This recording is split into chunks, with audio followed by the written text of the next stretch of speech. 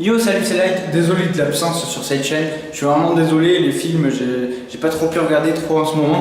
Je me suis même dit que j'allais arrêter les critiques films. Mais en fait, j'ai une autre idée. Je préférais les réactions à chaud après les films. Donc là, en fait, ce que je vais faire, c'est que là, je suis dans les toilettes de mon cinéma. Hein, et après, je vous fais la réaction à chaud. C'est parti.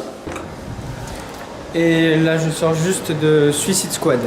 Alors franchement, honnêtement, hein, j'ai vu toutes les critiques que j'ai pu le plus possible sur ce film. Et franchement, c'est peut-être justement parce que j'y suis allé avec un avis négatif. Mais là, je ressors de la salle, franchement, j'ai passé un bon moment. Je me suis dit que ça allait être nul. Mais vraiment, j'avais conscience de tous les défauts du film. C'est rempli de clichés, c'est fait pour plaire aux spectateurs. Je sens qu'il y avait un message à véhiculer, mais qui a trop été véhiculé, qui était les méchants, ils sont pas si méchants que ça, tu vois.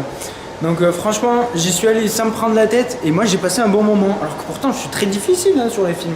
C'est peut-être le fait aussi que j'ai énormément regardé de youtubeurs qui critiquaient le film.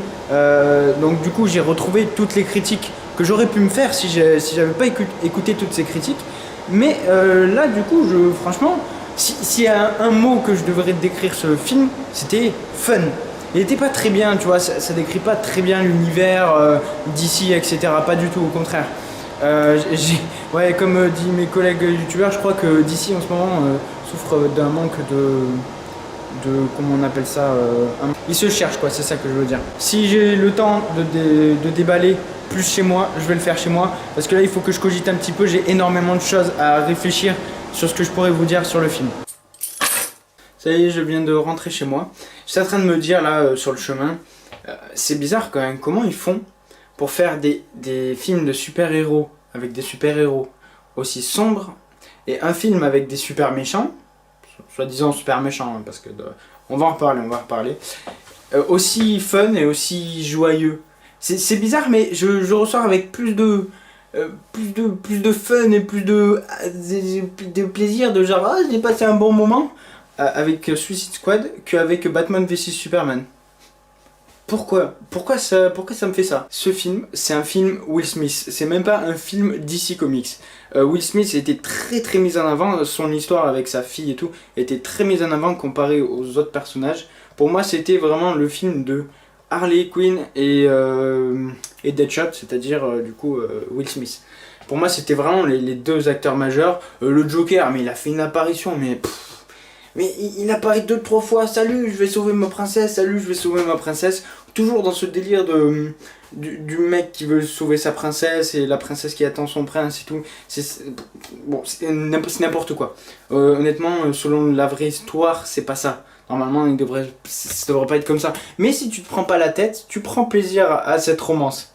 Voilà, moi j'y suis allé en sachant déjà la critique de ce couple.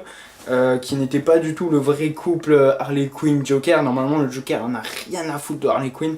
Là c'est totalement l'inverse. Alors je pense que c'était peut-être pour plaire aux filles, parce qu'il y a énormément de filles qui aiment bien le Harley Quinn. Mais moi je l'adore aussi Harley Quinn. Elle a rajouté une touche de fun, mais je trouvais ça vraiment malsain au début. On ne faisait que la voir lui faire des allusions sexuelles et elle se mettait dans des positions cheloues, puis elle se déshabille devant tout le monde. Enfin, c'était n'importe quoi. Je me suis dit mais non, mais ils ont pas fait ça avec Harley Quinn quand même. Ça se fait. Boomerang, hein, honnêtement, il aurait pas été là, ça aurait été pareil. Le mec Pyro, il est quand même, c'est pas mal. J'ai bien aimé quand même le personnage de Pyro, mais très discret malheureusement. Enfin, je pense qu'il y avait beaucoup trop de choses à dire et ils ont pas développé tous les personnages de la même manière.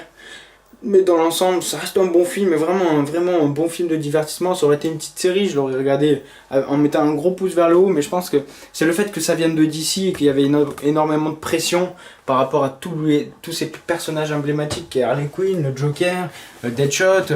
C'est comme Batman vs Superman, ils avaient la pression et je pense que les fans s'attendaient à un truc de fou mais vraiment sérieux, comme ils avaient peut-être sorti avec Batman vs Superman.